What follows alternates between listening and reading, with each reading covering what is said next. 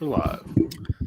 All right, welcome back to another edition of the Bulluminati podcast. This is the final one, proudly sponsored by Irish 31 as we wrap up the football season.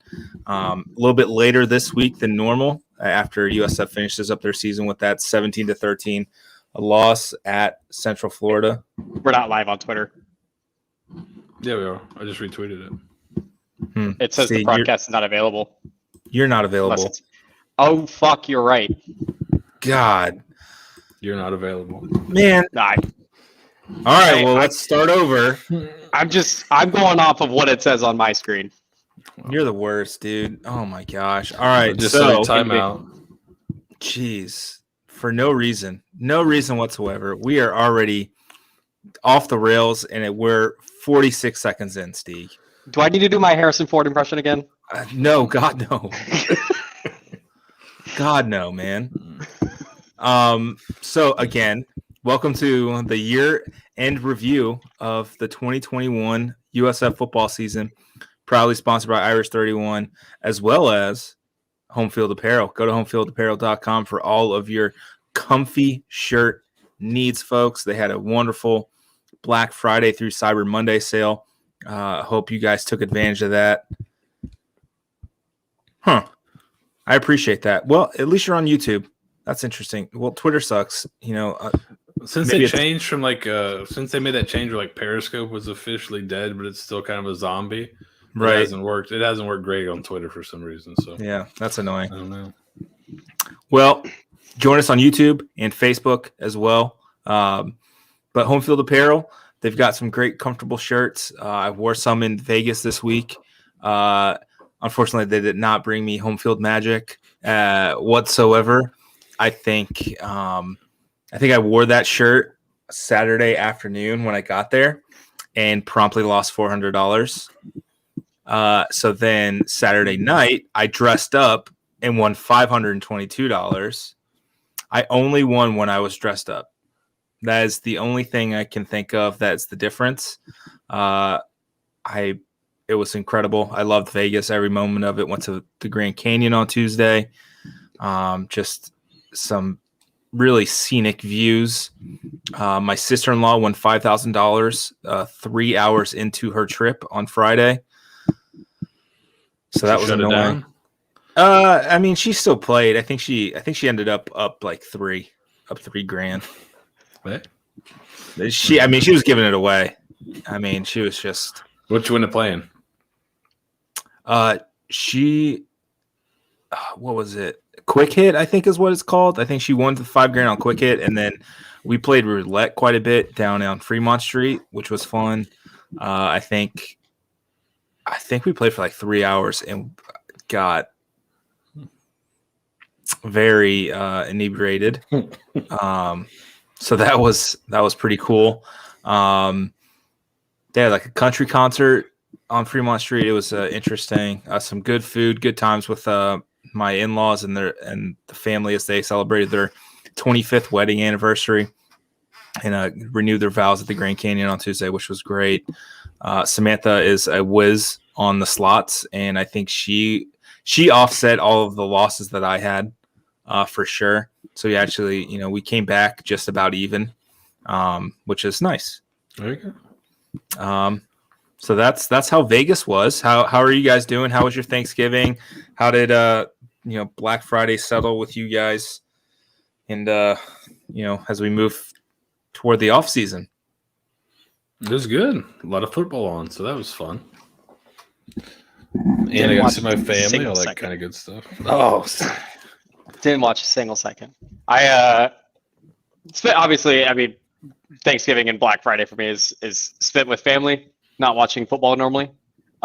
So I was blessed to not have to watch the game, I guess. I don't know. All I heard was what happened in the last 10 seconds, and that was about it. So as far as I'm concerned, the game actually didn't happen. So that's where we're at in my life. There you go. It makes sense, man. So I wanted to kind of review the season, and we're gonna we're going to check ourselves as well. We're going to go back through the Daily Stampede group that we posted before the beginning of the season. We're going to see how right, or in some cases, how wrong we were in our predictions. I feel like Seth and Steeg went out on more limbs than usual. Listen, I just want to say up front that they don't open practice to us, so I really have no clue what was coming. I just had to go off what I heard. Yeah, so it's gonna be interesting. Interesting review as we go toward it, but let's just touch on Black Friday, and then we'll jump into the kind of year review for this team. So the Bulls obviously lose 17-13 to Central Florida on Black Friday. Dead count bounce out of the defense. Just an absolute stalwart performance by that group, by Ernie Sims, by Daniel DePrado. You couldn't have expected this kind of performance from this defense given the first 11 games of the year. And is it more of a dead cat bounce, or just getting someone who's not Glenn Spencer to call plays? So I had a coach I know he's a college head coach right now, a D1 coach. He been a D1 defensive coordinator in the past, coached Power 5 level, G5 level, all over the place. He texted me because he was texting me about some guys that are candidates for the defensive coordinator job. But he basically said, man, I thought they have good enough players to be good on defense, or to be pretty decent on defense. So he thought they had a good plan. He's like, watching them play Friday, he's like, they're good enough to not be that bad. They should not be that bad on defense with how good their personnel is. Or he thought they were pretty athletic. And his thing was, he's like, and then I kind of told him this, what I kind of agreed. I thought this is what they did is, in one of his principles, and he said it to me then, he's like, the key is, because I told him I thought they were trying to do too much during the season. They're trying to change things up and do all this different stuff. And it seemed like that they simplified things. And he said the key is making the simple look complex to the offense. And that's what I thought they did a little bit on Friday. They played they didn't do a bunch of crazy stuff. I think they played simple and sound, didn't do too much, but they did disguise things. You heard the announcers talk about them disguising coverages a little bit. So I think that's kind of what they did, and they simplified things, kind of didn't do so much, but allowed the guys to go out and play and be confident in what they're doing. I thought it was the first game you saw where guys looked confident. Like when a safety was coming up to Phil, he looked confident that's what he was supposed to be doing. A linebacker coming up to Phil, he looked confident that was his gap. There wasn't a lot of second guessing. So I'm assuming they simplified some things for them to play that well, that quickly. But whatever they did a really good job, and the players seemed much more confident in it and much more just confident in understanding what their assignment was. There was no hesitation, which was you kind of saw throughout the year. Yeah, 285 yards allowed on defense after giving up 501, 506, 646, and 471 in the previous 4 games leading up to that game. It's incredible just the 3-day turnaround that this defense has, and it may lend to your colleague's point that maybe they do have the talent and it just wasn't the right fit. And Jeff Scott pretty much said as much in the post-game interview without fully saying it. He told media after the game, one of the things that he did prior to taking the job and kind of sorting out everything as they headed into that first spring, or what they thought was going to be that first spring, was he didn't look at any game film. He didn't look at any tape. He didn't want any preconceived notions on the roster. And he said the one thing that maybe hindered him a little bit was he didn't know what he had, and he didn't fit the person to the personnel. And I think now he knows what he has, what the league is like, who he goes up against every year. And now he's going to have a better understanding of what this league does and who fits the model right now. And I think that, we'll get into the game management stuff because that's things that in our predictions that we talked about. But being able to understand holistically and, the macro level that I messed this up I've got to be better when I go to fix this issue, I think is a step in the right direction for Jeff Scott. And I think you're seeing it with the transfers that are coming in as well, that he's taking the steps in the right direction at the macro level, the foundation building level right now, to, get this thing righted. And it takes, those two kind of scopes, the micro being, in-game management, and the macro building the culture and everything else surrounding it, and making sure he's making the right hires. What do you guys think? I don't know. Steve, you didn't really watch it, luckily, because it was just another stress-filled Friday game day for me, which was just thoroughly annoying.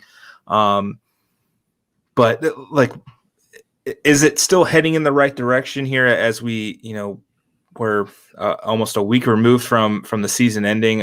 Do we still feel as good as we did maybe 3 weeks ago after that Cincinnati game, after that streak where they were kind of competitive, taking out the Tulane nightmare? I think that there's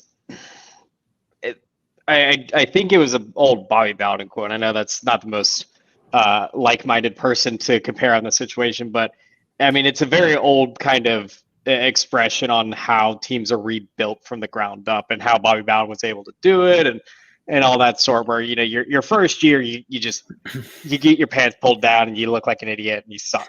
That was year one for Jeff Scott. Not an exact Bobby Bowden quote there. Yeah, not the exact, but year two, you go from basically like year one, you lose bad.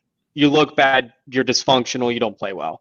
And we saw that. They had a few close calls, and I think the talent that was on the roster was evident. I think that Temple game from 2020 and the Memphis game, you knew the team had talent. They just it was just a bunch of guys playing football at that point. Year two, we started seeing now that there were signs of life, and that there are signs of life, and that's year two under Bobby Bowden, and it's you start lose close. You lose closer than you did the year before, and I think for the most part this year, that's what USF was able to accomplish. You were still able to win. You were able to double your win count. So kudos to that. But you were able to win an FBS football game. You got the win under your belt. I still think you let a game or two slip out of your hands. Obviously that Tulsa game was just is going to be a giant egg that's just going to loom over this team for a while, and then getting embarrassed at Tulane. But after we heard some things about how the game plan was going into that game, it seemed like there was quite a bit of disconnect on defense. But I think for the most part, you're now seeing progress from year one to year two. So now you should see progress from year two to year three. I mean, that's how most things work. You have a very young team on offense. You replace a lot of not so great talent on defense with some pretty notable talent on that defensive line, and you're bringing in more transfers and everything. So I think you can say that this team is still heading in the right direction, but this isn't to say that year three is going to be the star-studded year. I think a lot of people probably liken to that UCF third year where they went 12-0, where they go 0-12, 6-6, and then 12-0. That is such an outlier. I think the goals lofty for next year is just, hey, bowl game, 6 wins. Get it done. You're more talented than most of the other teams in the conference. The out of conference schedule isn't as grueling, so I think you can still say that this team is heading in the right direction. I think I agree. The one thing that I think needs to be changed, and it got masked by, and not total change, but it got masked a little bit towards the end of the year, was I thought the offense was starting to sputter a little bit at times towards the end of the year, and you saw it especially in that last game. They've got to tailor the offense for their quarterback. I don't think going into the season, we saw them tailored a little bit as the season went on, but I think they have to go even more into it. Timmy was just not playing as well towards the end of the year, and is that coaching? I don't know. He seemed to not be getting – he was one guy that didn't seem to be getting better as the season went on. And it also seemed like they were putting more on him as the season went on, more and more responsibility to make reads, to make things. I think I said it on Slack at halftime, like If you want to run, call a run. If you want to pass, call a pass. Stop making him have to decide every single play. He's a freshman. And then at halftime, you were at the game, right, Nate? So you didn't hear the broadcast. They said Jeff Scott said, we're going to call more runs. We're just going to call runs. And so I thought that was a good way to go. But I think that needs to be they need to tailor it more towards their quarterback. He's their guy going forward. That's for sure. I don't think there's any questions about that. They've got a ton of skill guys that all he's got to do is get them the ball in space, and they can do a lot. You got 3 really good running backs. You got even more guys coming in at receiver now. They've got a lot of talent, and it's funny, kind of the view we have of the team, watching them every week, and then you get a guy like Parker Stats War, who we showed, his advanced stats, and he's kind of a national, looking at college football nationally, and he's watched some USF games, and he's like, man, USF's going to be really good in the future. Like they're coming, they're on their way, right? So I think it's interesting to see an outsider perspective on it when he sees all the young talent on offense, and then defensively, you can fix some of those issues. It seems like with the new defensive coordinator, and then I think in the chat, Gary's saying it. I think next year you're really hoping next year's the bowl year. If it's not, then a lot of the momentum comes out of the program. But I think you still have it right now, and they're picking up positive momentum in recruiting. I think it's going the right direction. But next year, you got to get results. And I think adding on to the offensive woes for a second, and I hope this will be quick, but I think we have to remember that coming out of spring ball, we had basically 4 really different quarterbacks competing, and Charlie Weiss and Coach Scott had to tailor an offense around 4 multiple quarterback systems. Cade is a type of guy that probably runs an RPO really well, but he kind of fluttered off and unexpectedly, and we'll probably touch on that a little bit. Travis Marsh is a guy that big arm, sits in the pocket, wants to go from first to second to third read.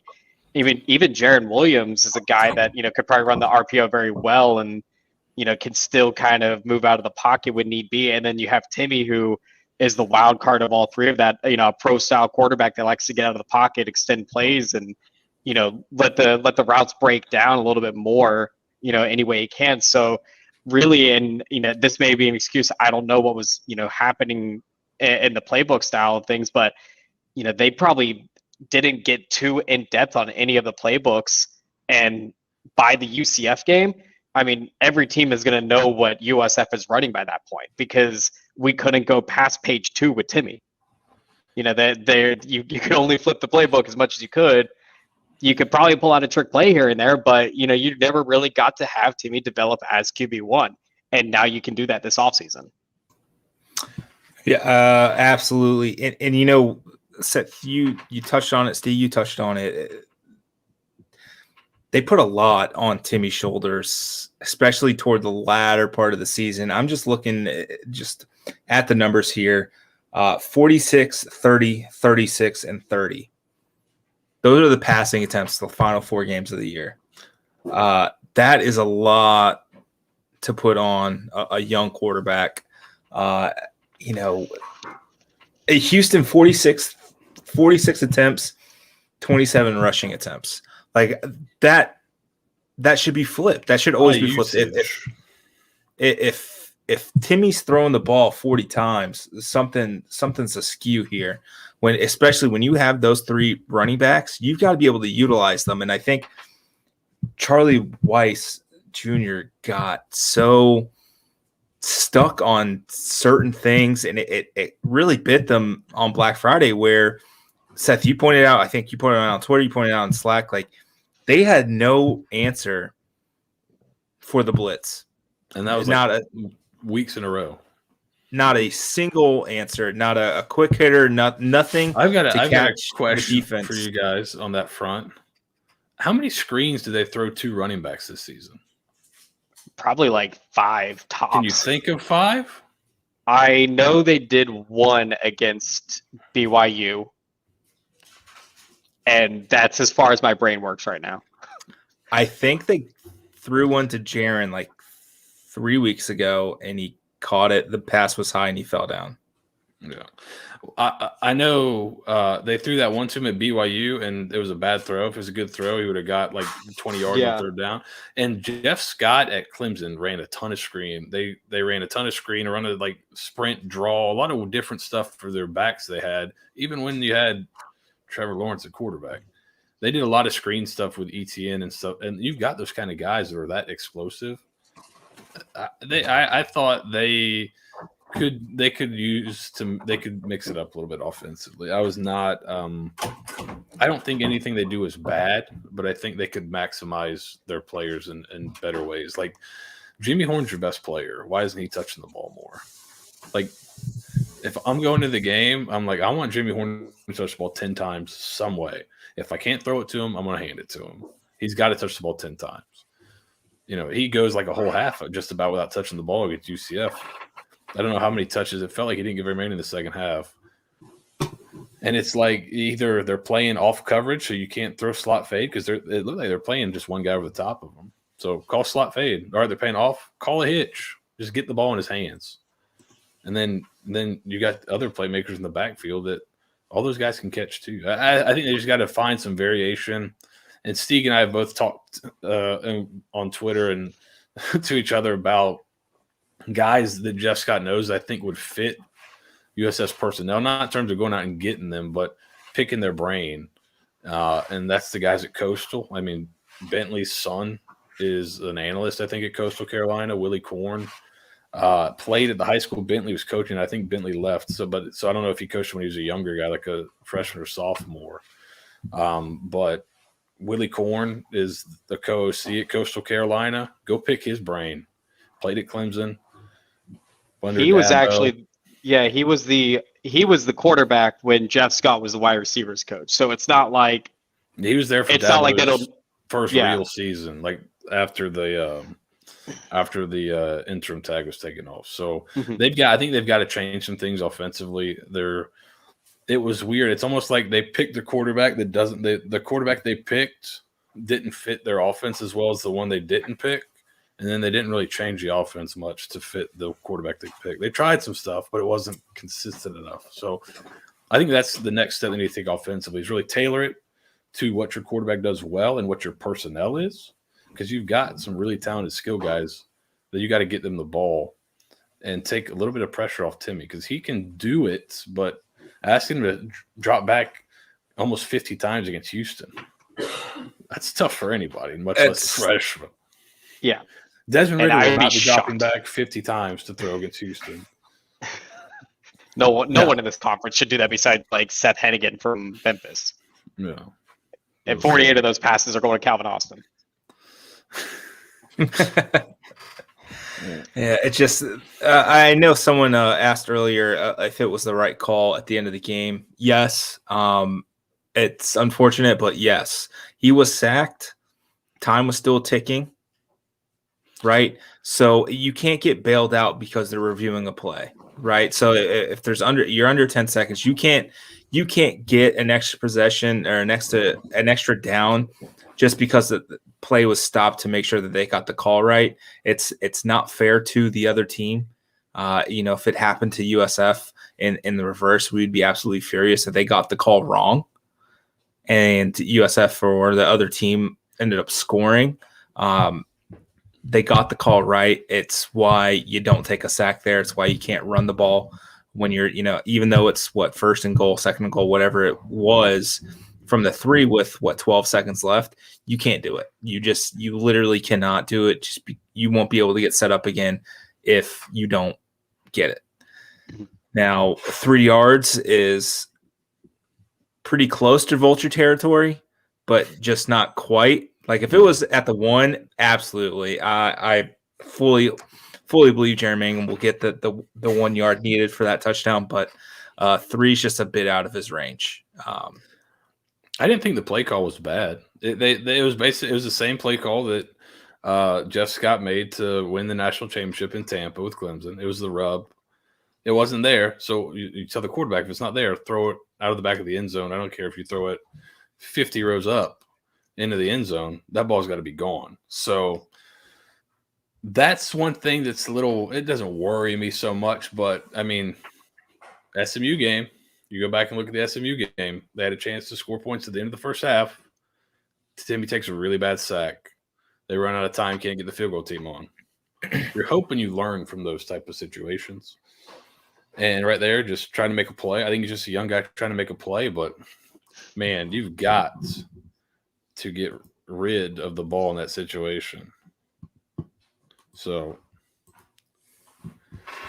I don't know what else you can do in that situation, but you got to get the ball. You got to get rid of the ball. And I mean, that's, the whole thing about starting a freshman here who's probably used to being hero of his team. Frankly, I mean, you take your Sanford Seminole team 12-0, win a state title, with your teammate Jimmy and everything like that. You probably had to play hero ball. And, I'd hate to say it, but that's kind of the gamble that you take when you start a true freshman through all the lumps and all the struggles. I mean, you'll have absolutely masterful moments from him. There were some throws against Cincinnati and Houston that we all were floored and impressed with. But for every good throw you're going to get out of a true freshman, you're going to get a lot of really bad decisions out of a true freshman. And that's part of the whole learning curve. I think we probably wouldn't even have been in that situation if we started Fortin or if we started Marsh. Frankly, I think Timmy was the best QB on the roster and gave you your best chance to win. And God damn it, we didn't win it. Yeah. It just to add it to the list of just tough things. I did not expect Timmy Mcclain or any quarterback. I don't know, 262 passing attempts with nearly over half of them coming in the last month of the season just doesn't seem like a winning recipe, and it clearly wasn't, as they lost their, I believe it's now 16th straight November game, dating back to 2017. They haven't won a road game since 2019. They haven't won back-to-back games to end the season since 2016. Just a lot of streaks that are still intact as you head into 2022. I just want to kind of go over some of the stats leaders for the season, and then we're gonna go into the Daily Stampede group, and we're gonna grade ourselves. We're gonna grade ourselves harshly. We're gonna make sure we put this stuff out there, and we got to stand by it. So. What was Timmy's averages the last month in terms of attempts, like per game? Let me make sure I got this right. I'm sorry. Let me make sure I got it right. Where are we at? Okay, so 46, 30, 36, 30. So that's hard. 96, 142 over 4 games. Yeah. So 30 plus. So Trevor Lawrence's freshman year at Clemson, he averaged 26 passes a game.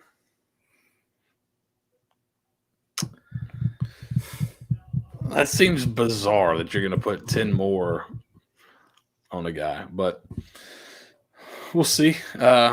Hopefully they make some changes in the offseason to fit the personnel, but I'm a little concerned. Yeah, that was attempts, right? Yeah. And that does not include, as we're seeing, it does not include ones where he dropped back and then took off and ran either. So that's about as much as FAU was throwing the ball in 2019.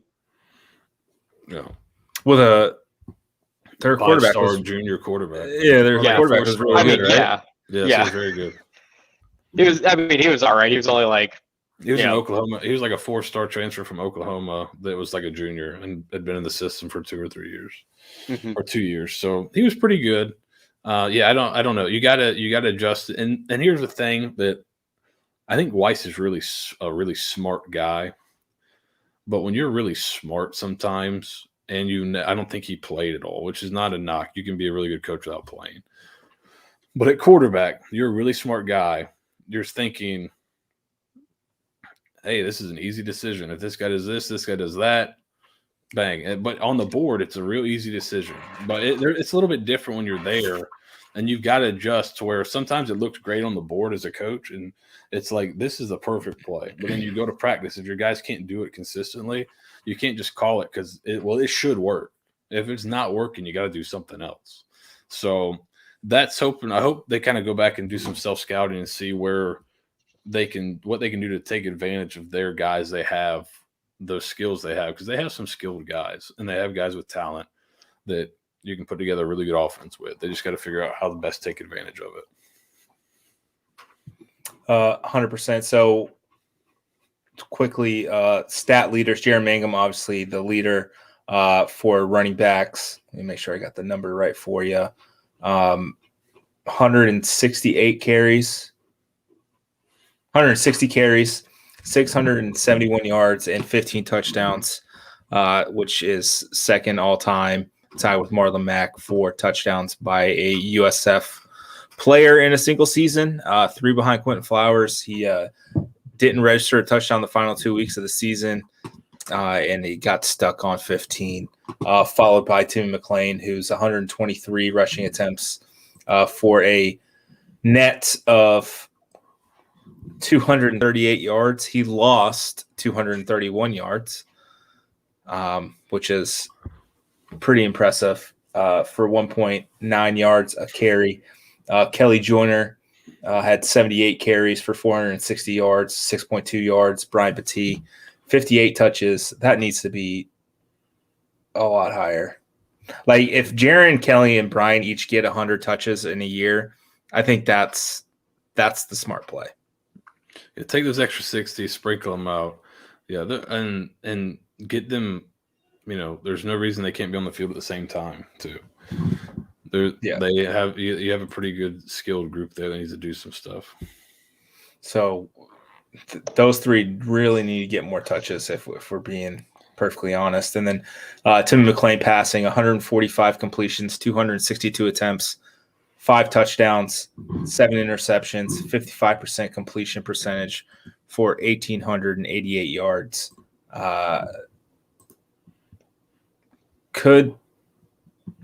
Should be a lot better. 6 passing touchdowns on the year for the Bulls is pretty rough. 31 touchdowns as an offense is it's going to win you 2 games.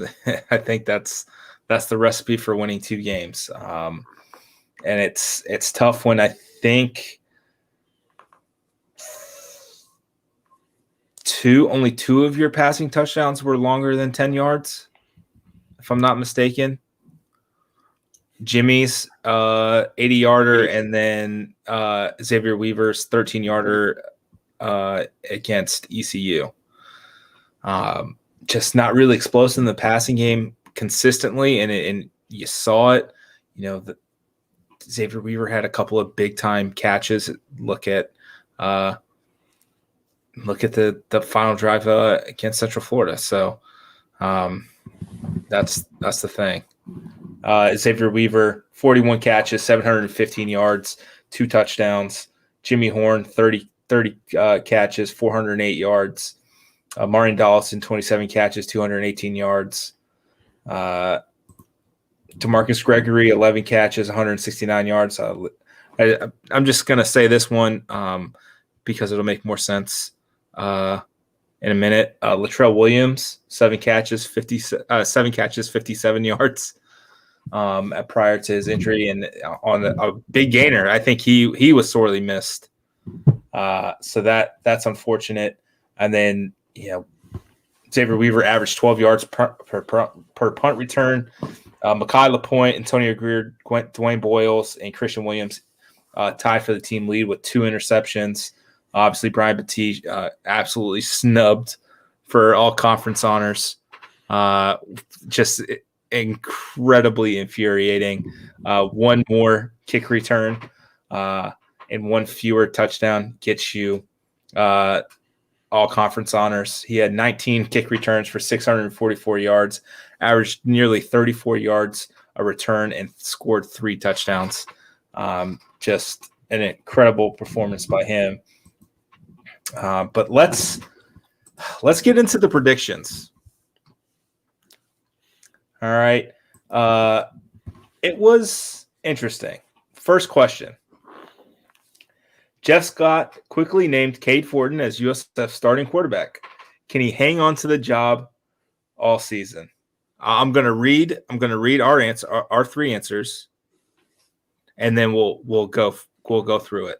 I said probably not, but not for the reason we thought or what actually happened. I said Cade's been hurt every single season of football since his senior year. Being made of glass doesn't usually go away overnight. Don't get me wrong, I'm excited to see him play, but I'm not holding my breath that he will make it. So, okay. Steeg, all signs pointing to Cade has improved this offseason as both a QB and a leader on this team. I think the only reason he won't last as a starter will come from an injury, as he seems to have a history of staying healthy. And Seth, it's a matter of skill and performance. I believe Fortin has the ability to be the guy all year. The question for me, and I think many others, is can he stay healthy through the whole season? Man. Well, we were all right that he wasn't going to be the starter for the entire year. Like we were correct. And that's the best kind of correct, is technically correct. Yes. I will say Colin was correct. He said probably not. There's too much high ceiling talent at that position behind him, Timmy Mcclain. And this offensive line holding up a traditionally fragile QB for 12 games seems unlikely. So he was more correct than we were. But I didn't want to give it. I didn't want to give him any credit. Yeah, I still don't think they handled the quarterback position very well this season. I think maybe Mcclain is probably the best guy for the job with the offensive line at times this year. But I don't think Fortin got a real fair shot, which is shocking that he was your named starter. You roll him out. All right, here's your test games, Florida and NC State. All right, Timmy, here's your test game, FAMU. Thanks a lot, Coach. I appreciate it. I'm sure he would have loved those to be switched. So I don't know. I still think Fortin's talented, and I was surprised they couldn't figure it out with him. But McClain's ability to escape some of the rush stuff, I think, probably made him the best option going forward.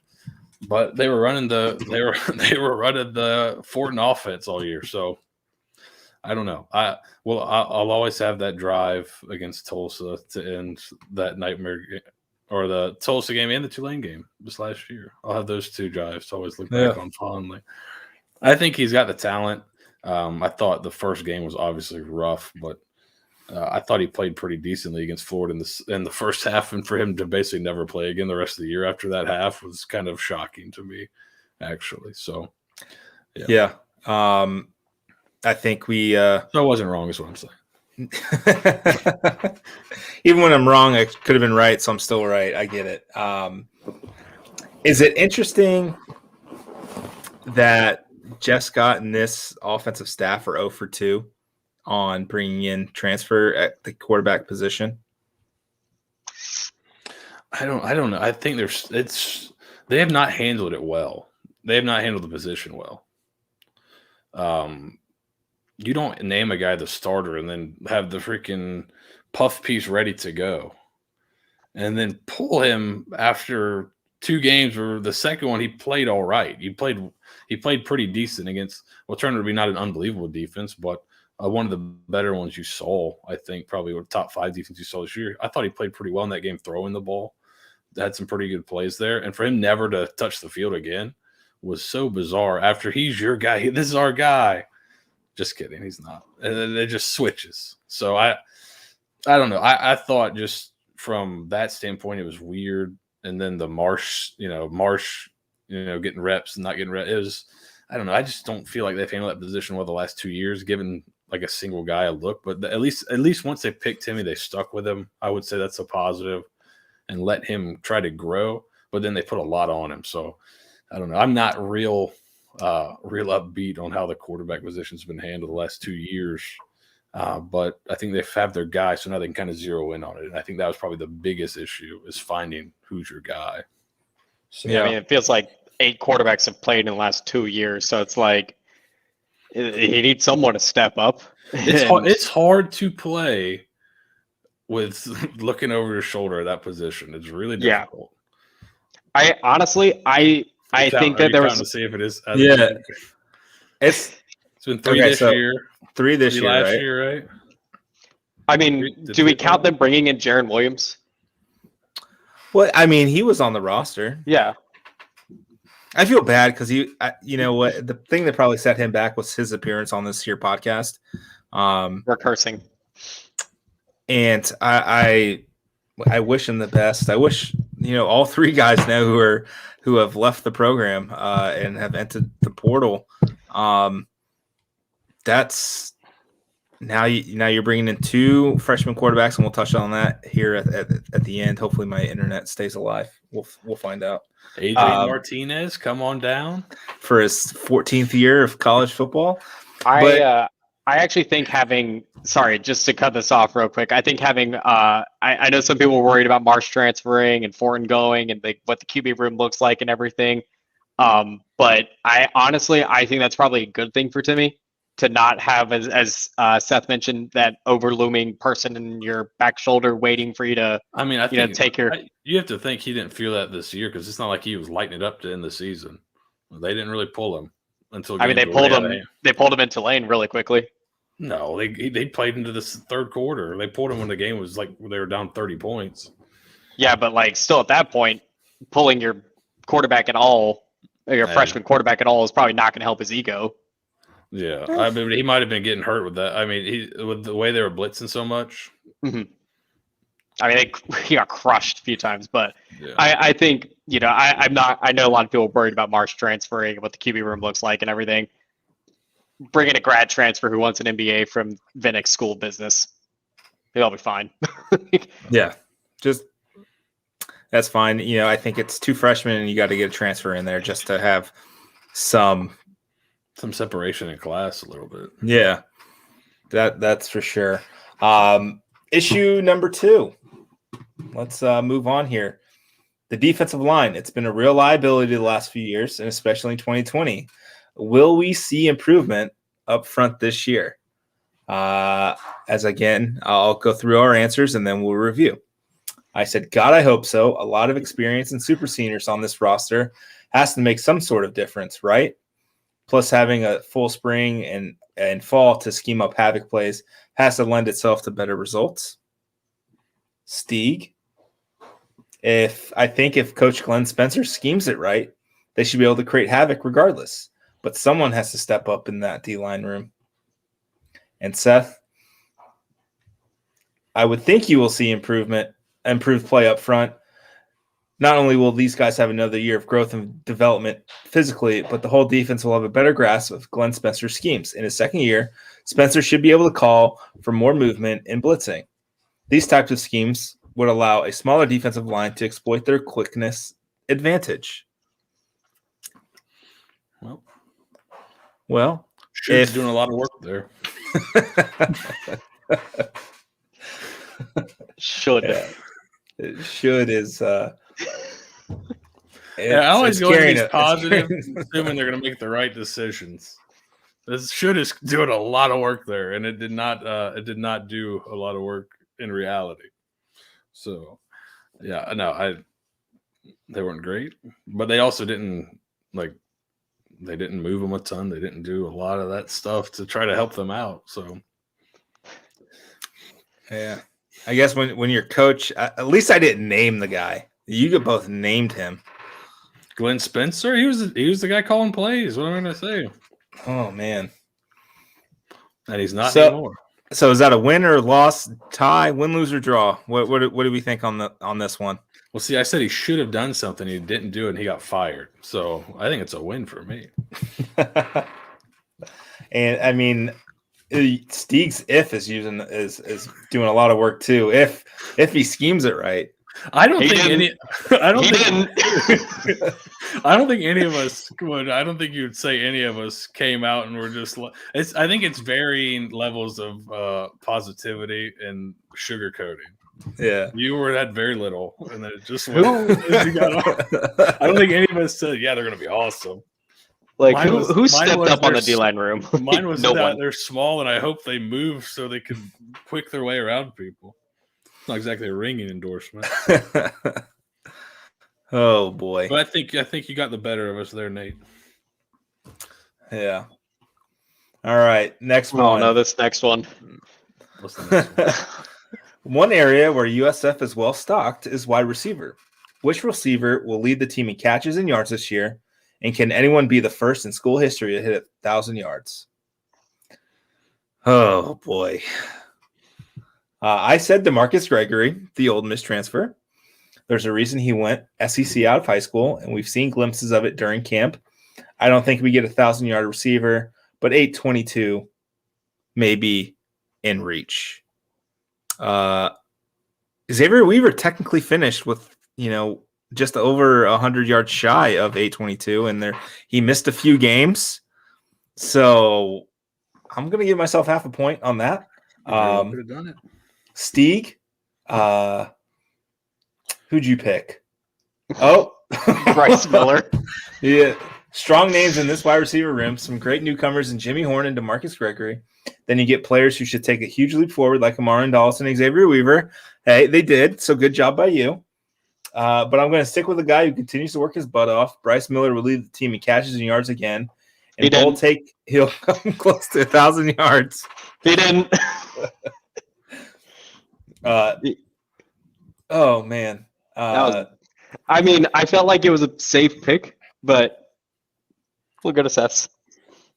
Seth, I think we have a different answer for both. As far as catches, I think you see one of the slots like Bryce Miller or Mario Dawson lead in receptions. Mario finished second or third. He finished third behind Jimmy Horn, a slot receiver. Second, yeah. So, technically right. So good job by you, especially if they run those jet sweeps with the forward pitch. Didn't do it enough, but that's okay. I believe Latrell Williams will lead the team in receiving yards. He's explosive and get on top of defenses. I don't believe there will be one guy with monster numbers. However, I think the wealth gets spread around. I think if you substitute Xavier Weaver for Latrell Williams, it all makes sense. And Latrell Williams got hurt. Let's get real. Yeah, Get real. We all know he's a late season bloomer. He's going to come on. Same with Bryce Miller. He got hurt too. I don't think we're too far off on those. No. DeMarcus Gregory only having 11 catches really hurts me, I'll be honest. That one's 15.3 yards a catch, though. Imagine if they threw it to him more. I know. Vito did say he wouldn't be surprised if Xavier Weaver adds to his impressive spring by being the deep threat guy that puts up a ton of yards. There you go, Vito. So good job by I'll Vito. give the point to Vito. He's not here, but he'll listen. Nick said Latrell Williams and Amari Jackson did not push off, said Amari Dawson. So real big whiff out of everyone except for Vito there. So good job. Next question. There is really nowhere to go but up for USF football. But what would you consider improvement this season? I said process over results. Do they respond after getting kicked in the teeth? Do they not quit? Is there a semblance of proof of concept by Black Friday? We need in-game coaching adjustments and strategy to be better. Steeg, winning more than one game is an improvement, but keeping the players' attitude in line, even when they get punched in the mouth, is key. Also, Scott Weiss and Spencer need to show improvement in play calling and personnel decisions. Can't have a Temple or Memphis mishap happen again. Seth, I'm looking for consistency and identity. I'd like the end of the year saying we know who the starting quarterback is for next season, and we know how a Jeff Scott team plays. I don't think we got a full look at his blueprint for success last season. I think that's wins all around. We kind of nailed it here, folks. I'll be perfectly honest. I huge believer in process over over results. I think, progress is not linear. I think we started to see progress, and then that Tulane game really, really dug deep down, and then we saw a little bit more on Black Friday. We did need to see in-game coaching adjustments and strategy be better. It wasn't great for large swaths of the year. They didn't really quit at all this season, so I'll take that. Was there a proof of concept? And definitely not in the defensive scheme, but is there a proof of concept offensively? Sometimes. Yeah. Special team. I was actually talking about special teams, and they nailed it. So, I mean, I think we found out what isn't it on defense this year. Yeah. That's not it. So. And then Steeg, you nailed it. Winning one more game, it is improvement. So good job by you. The easiest thing I could have said. Yeah, can't have a Temple or Memphis mishap happen again. It happened a few times. You win some, you lose some. Yeah. Oof. And Seth, we know who the quarterback is for next season. There you go. That's a win. Do we know how a Jeff Scott team plays? Would you say that we don't? I think I have an idea, but I don't think we know exactly, especially on defense, because obviously he wanted to play a little more pressed coverage, do a little more blitzing, and his coordinator at the time just disagreed. And unrelated story. He's looking for a new defensive coordinator right now. So.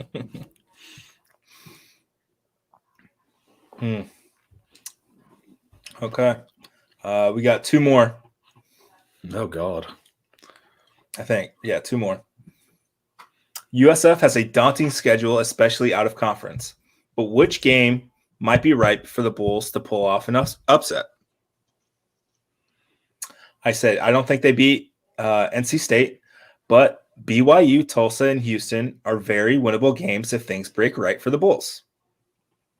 Steeg said every year going into a conference game where they seem entirely outmatched by a heavy favorite and a darling child, USF seems to catch lightning in a bottle and play well, but not always win. This year, staring Black Friday in the face, USF will upset Central Florida. If only you would have watched. And Seth, I keep coming back to that BYU game. The Cougars lost a ton from last year's magical season.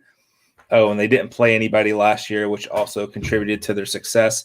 Maybe they reload, but I think they'll be more down than people anticipate. Came down to the end there. Came down to the old wire. I mean, I was technically right about... They were better than I thought, but yeah, it's still not that good. That BYU didn't play anyone, and then they started playing someone, and they started winning. They lost a few games this year. They didn't go undefeated or anything. Let's get real. Who they beat? Pac-12? Come on. Get real, Steeg. Yeah, get real. And USF was in all three games that I thought that they could pull off the upset. They were in the BYU game. They should have won the Tulsa game, and they were in the Houston game for a little bit. So I'm gonna give myself the win on that one. And for coldest take on this question, we're gonna give this to Colin. Tulane should be a touchdown favorite in New Orleans. I think that the line ended at 5.5, something like that. But that Willie Fritz modified pistol plays right into USF hands. Bulls roll the wave in Ullman. That may be the iciest take we've had in a good little bit. And then finally, we're going to wrap up with the predictions here. And this is where I will kindly say the hate blog moniker is unfounded. Okay. All of us had USF winning more than 2 games. And again, our positivity and optimism for a USF sport was promptly shoved back down our throats where it belongs, as always. So I said a respectable 4-8. I said FAMU, Temple, ECU. They should have won those. They won 2 of them, FAMU and Temple. I didn't know Timmy was going to be hurt, and it was going to be a torrential downpour for ECU. And then I said one of BYU, Tulsa, Houston, and Tulane. They should have beat Tulsa. They could have beaten BYU. You can talk me into 5 wins, but that's my limit. This year sets up for even more progress in 2022. Steeg. Let's just skip mine. There's no reason to discuss my Steeg, undoctrinated optimism going into every season. 6-6, bowl eligibility, and most importantly, progress and momentum going into 2022. And then Seth, give me the over on 3.5 wins. Anything over 4 this year is gravy. Yeah, we all lost. They very easily could have won 4 to 5 games this year. Absolutely. So it's not like the worst thing I've ever. Not my worst prediction on here, that's for sure. No, definitely not. Definitely not our worst prediction of the bunch. But I thought there were times of improvement, and 2 wins is not enough. Jeff Scott knows this. He knows this isn't a lifetime deal. He said it post game after Black Friday that he needs to start winning. But you need to be able to set the foundation, and there are pieces in place. I think he's going to have to take a good hard look in the mirror and see if Charlie Weiss is the answer for him at offensive coordinator, and what kind of doing a hard reset at both coordinator positions will do for this team. I think you're seeing that losing Glenn Spencer wasn't really a loss. I think Charlie Weiss may be a bigger loss on the recruiting standpoint than Glenn ever would have been. But there's still a lot of moving pieces. There's still so many open jobs. There's still so many staffs that need to be filled out. Who knows what's going to happen as the coaching carousel continues to churn. Do we want to talk coordinator candidates at all real quick? Yeah, absolutely. So the 2 that coach I was talking about earlier, he reached out to me about 2 guys, Verpale and Rowe. And I've heard from other people about those guys that have coached with them that they're both basically superstars, and either one of them would be awesome. So James Rowe, I think he's the corners coach with the Colts now or something like that, right? Yep. Verpale's the D coordinator at Kennesaw State. Both those guys, I think, would be really good hires, and there may be a possibility to get them both together, I think, is what some people are saying. But he was basically, he messaged me out of the blue and just like, hey, you tell everybody down there that they need to hire these guys. And I was like, well, I think they're getting interviewed. It seems like their names are being bandied about, but both those guys are well respected by coaches. They're both young guys that I think will recruit too and relate well to the players. Rowe's been in the NFL for 2 different stints. I know he was at the Redskins before. I think he was a coordinator for, I know he coached for Kerwin at JU. That's how I kind of first heard about it. Was a GA at Florida, went to the Redskins, came back to college, and he was at App State, and then went to the Colts. So he's obviously, if you're coaching the NFL for a couple different stints, you're probably pretty good at your job. So he would be a good one. And then Verpale, I think a lot of people know his background, but he's another one that's kind of risen through the coaching ranks that would be a really good hire as well. And if you get both of them, that'd be really, really good. So those are the 2 that I know of just from other people kind of reaching out to me, talking about that I think would be excellent hires. Is there anybody else you guys are hearing, or? There was Those one are other name. Those are the 2 loudest that I've heard. James Have you Rowe. heard anything about them together? I have heard about them being together. I don't know in what capacity, like co-DCs or something like that, which would be interesting. to say the least. So he was at App State last year. I believe they're friends. At least I know they've coached with the same people at different stops. So I'm pretty sure they know each other already. So that wouldn't be a crazy, like, two guys butting heads or anything. So here's Rowe's kind of timeline. So he played baseball at USF from 05 to 07. And then he was the Cocoa High School OC and quarterbacks coach from 2007 to 2010. And then he was a GA and corners coach at Jacksonville, wide receivers in 2013, DC in 14. And then he went to Florida as a GA in 15. And then he was the Valdosta DC in 2016. I believe I think Kerwin was there, if I'm not mistaken. Yeah, he got the job 2016. That was his first season, I think, because I had some of the guys that ended up going with him later were at Tusculum when I was there in 2016. And then Danny Verpale took over for James Rowe as DC for Valdosta when they won that national championship. And then when Kerwin took the job at USF, Danny went to Kennesaw State as the DC, and I think they're still in the playoffs, if I'm not mistaken. I think they won their second round game this past weekend. Mm-hmm. And then James was from 2017 to 2019. He was with Washington as a assistant DBs coach, and then he coached corners at App State, and now he's with the Colts. And former Bull Tyrone McKenzie is also on staff as well with the Colts. So it could be a family affair, bringing back some homegrown talent. I know that seems to be the niche thing right now, is to bring back some talent. I want to make sure. I'm not even totally sure what Tyrone does for the Colts. Just a handsome dude on the sideline.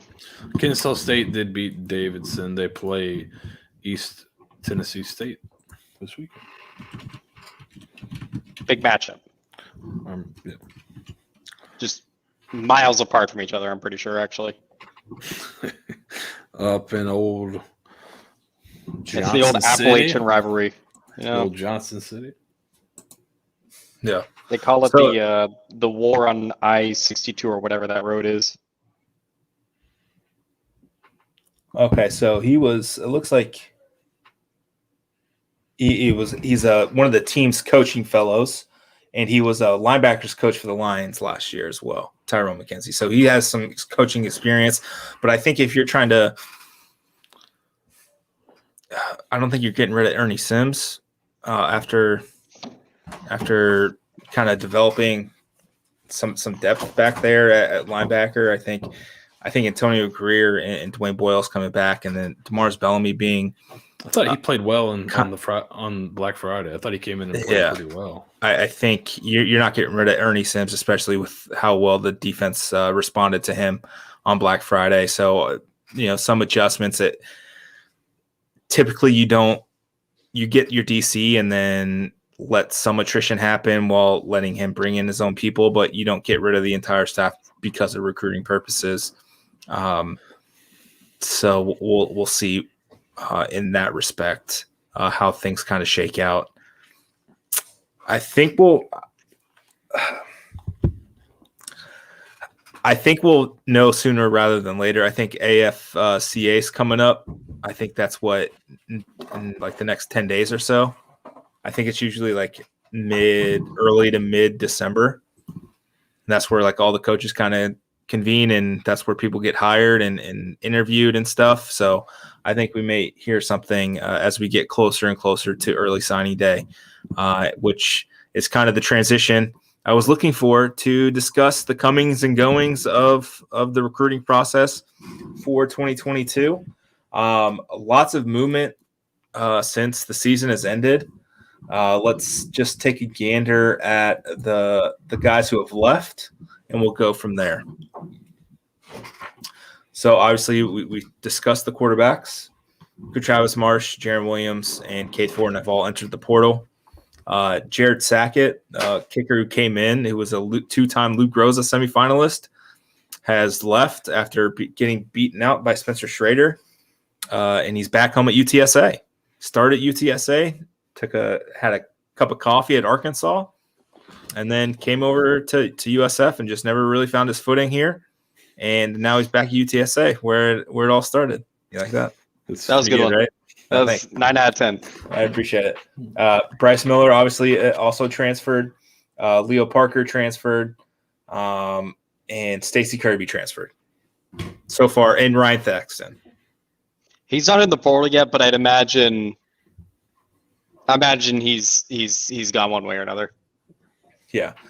So that's it for right now. And I mean right now, like as in 10:14 p.m. Who knows what's going to happen, in the next 2 minutes. It could be a slew of incoming and outgoing players. But we've got some good guys coming in. Steeg, take us through who's kind of coming in to the transfer from the transfer portal so far.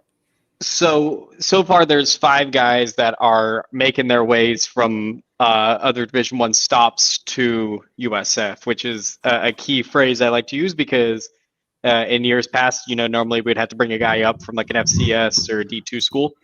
So it's nice to get some Division I talent back into this roster.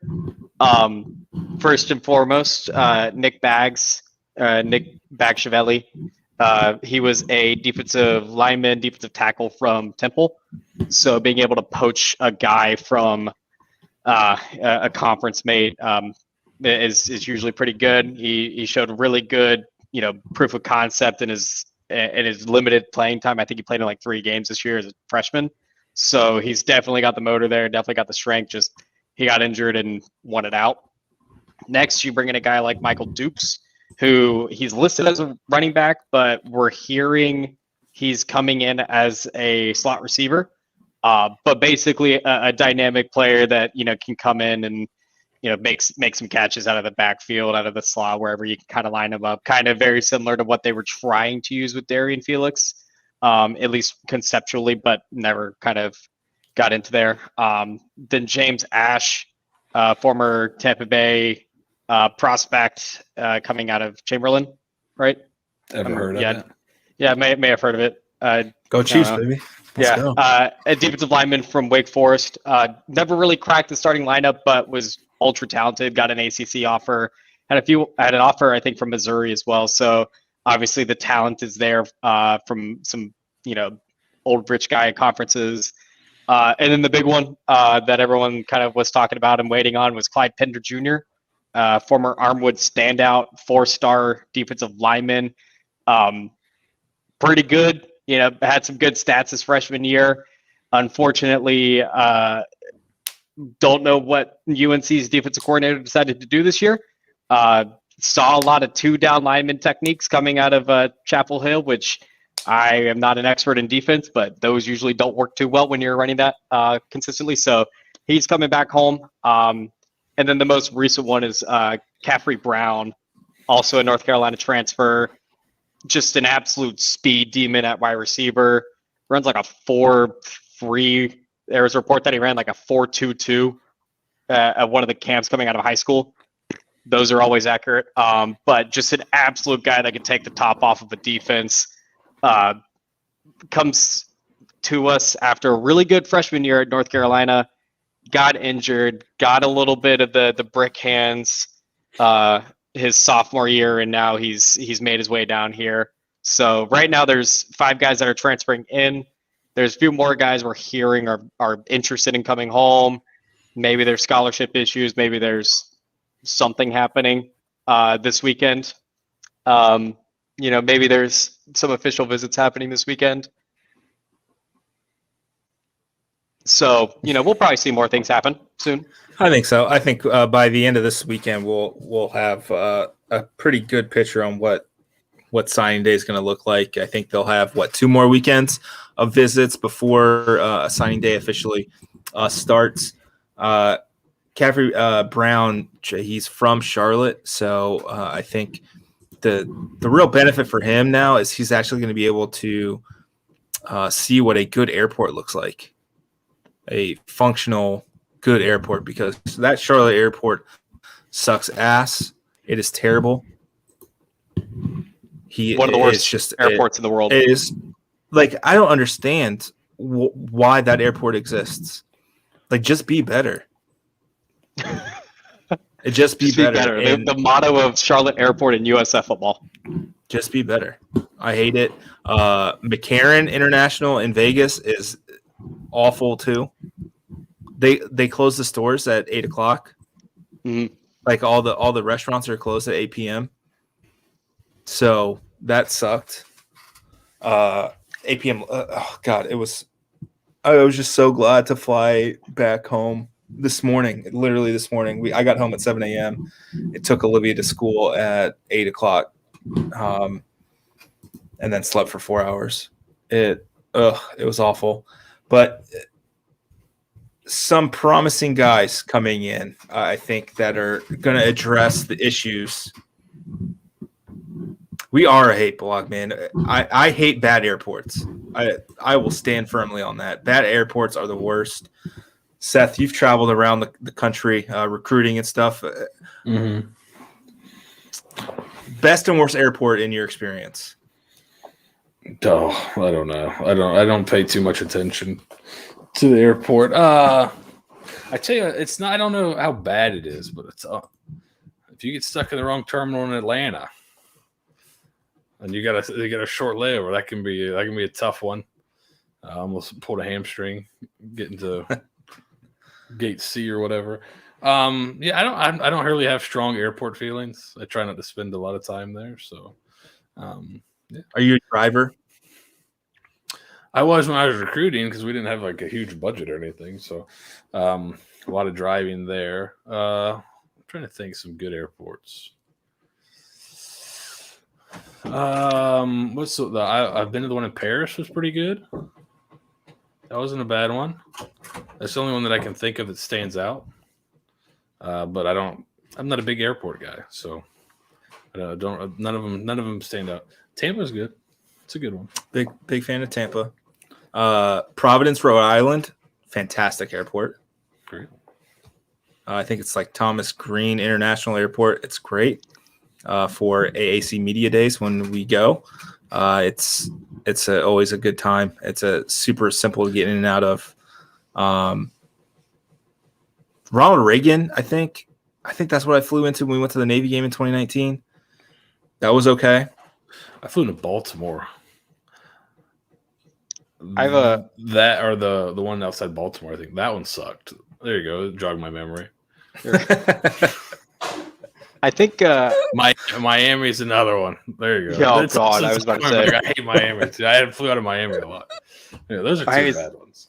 Miami's airport just has so many issues.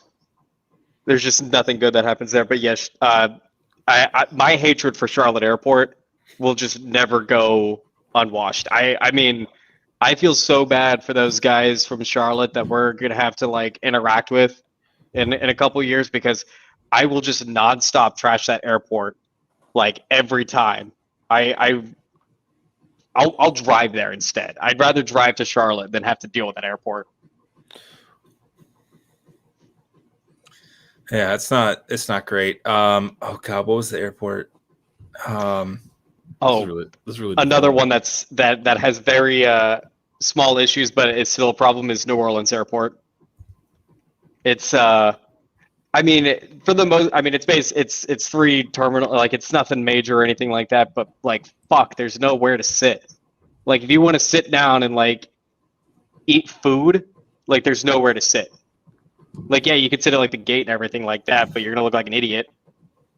Just, there's no tables. Like, there's nowhere to just like sit and relax and have like an airport beverage or anything. It's just fucking gates everywhere. Orlando sucks. Yep. I like Sanford's tiny little airport. I like that one, but Orlando MCO is terrible.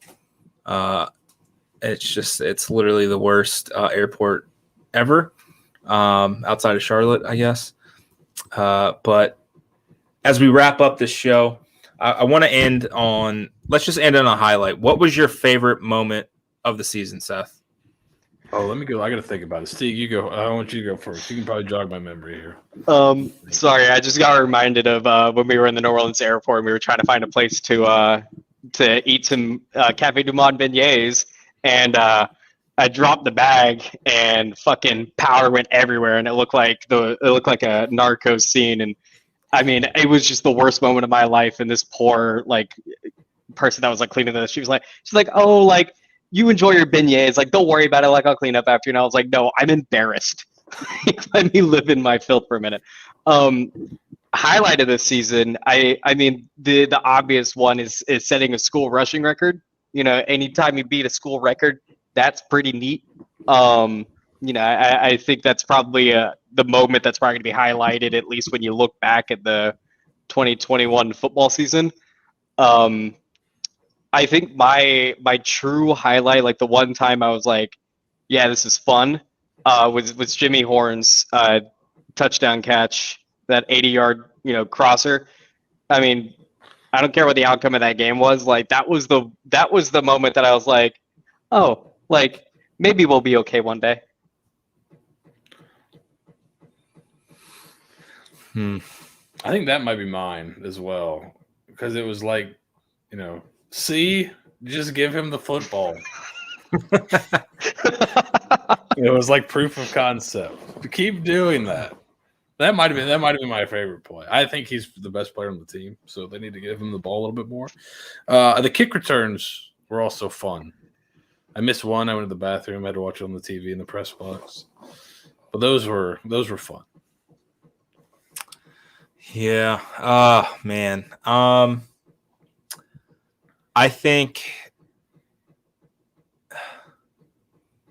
don't think it's my favorite moment, but I think it was. I can't remember what game it was, but Jaron Mangum. Oh, go ahead. Chris Carter tracking down the blocked field goal. That was a good one. That's Top a good one, moment. I think maybe number one.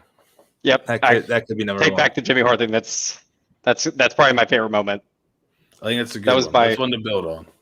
It's my proof of concept, my prediction of progress and not getting punched in the mouth.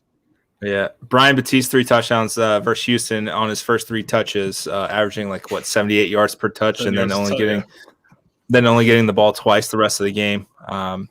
Yeah, that was a great start. If this guy's averaged 70 a touch, let's give him a few more touches. Yeah, that was fun. I think my favorite part, maybe not. It's not my favorite moment, but there were I think 2 or 3 times where Timmy Mcclain got to the half-inch line, but got pushed out of bounds, or there was a touchdown that got called back because he was out of bounds, and we just look at each other and oh, it's vulture time. Just start like angels in the outfield. Yeah, start flapping the wing. Anytime USF got within the 3-yard line, we were like, oh, it's over. Jaron's getting the ball, and there was one time where he got the ball, got down to the 2. I think Kelly Joyner came in and he got stuffed. And we're what are we doing? Get Jaron in there, and he scored on the next play. That was also fun. I think it was the Temple game where Seth, you and I were. There was one where Jaron just got tripped up as he was on the verge of scoring a touchdown longer than 10 yards and got tripped up, and then it finally happened in the ECU game.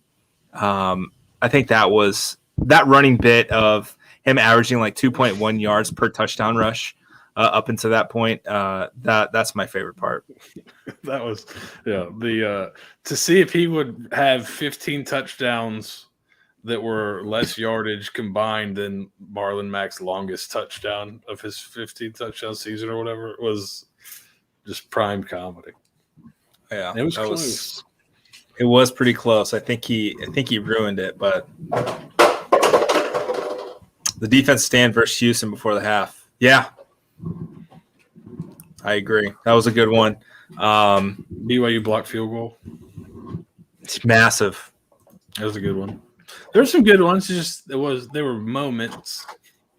There's a lot of more. My favorite moment was my Harrison Ford impression that absolutely just derailed this. Not even this podcast, this blog. like in itself. You know, you're the talk of the watch party with that impression there. Oh, and then Jose picking up the bar tab. That was fun. Yeah, that was good. Good We had a times fun had by year all. for a 2-win team. You know, we sure did have some fun. Yeah, and you know what? Go ahead, Seth. Isn't that what's most important? Not really. They get paid a lot of money to win, but it's still fun. It's all about the friends we made along the way.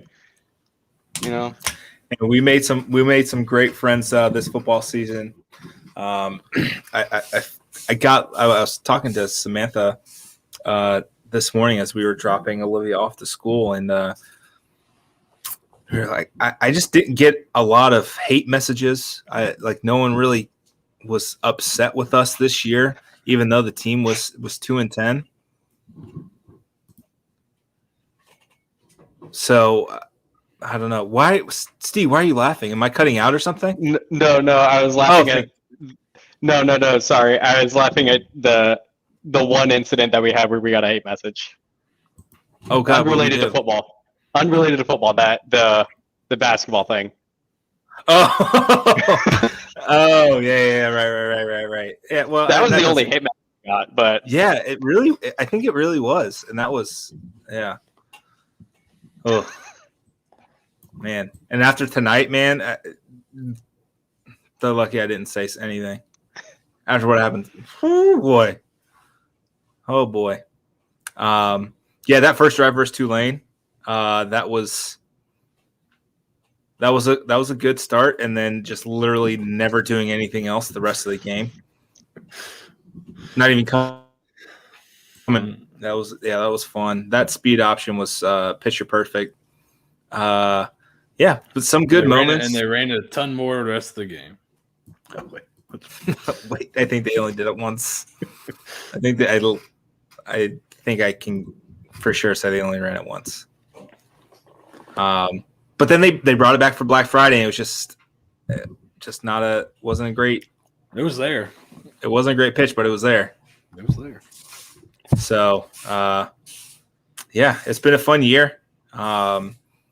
Lots of ups, lots of downs, lots of in between. But you know what? Progress isn't static. It's not just a straight line or a straight, drive up the mountain. There's going to be some hiccups. There's going to be some flat tires. Your transmission may drop out, just fall straight from under your car. I think that may have been the Tulane game.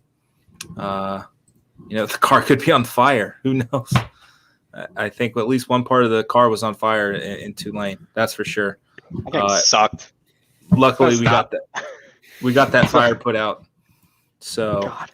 That was not fun. The only good thing about that game was that I spent $2 on 2 tickets to that game. That's pretty good. Can't beat that price. Nope. Cannot beat it. But we've droned on long enough. Thank you for everyone who's listened, who has followed, who has interacted with us on these live streams. It's been fun. Just a real pleasure interacting with everyone. We will continue to have weekly podcasts for basketball season, and as we get deeper into recruiting and the off-season moves. But for the final time to wrap up this football season for Seth, Steeg, and Nathan, thank you for listening to the Bulluminati podcast, sponsored by Irish 31 and Home Field Apparel. Go Bulls. Go Bulls. And if you think I'm not going to be positive next year at the beginning of the season, just remember that goofy meme. I'll do it again. I'm going to do it again.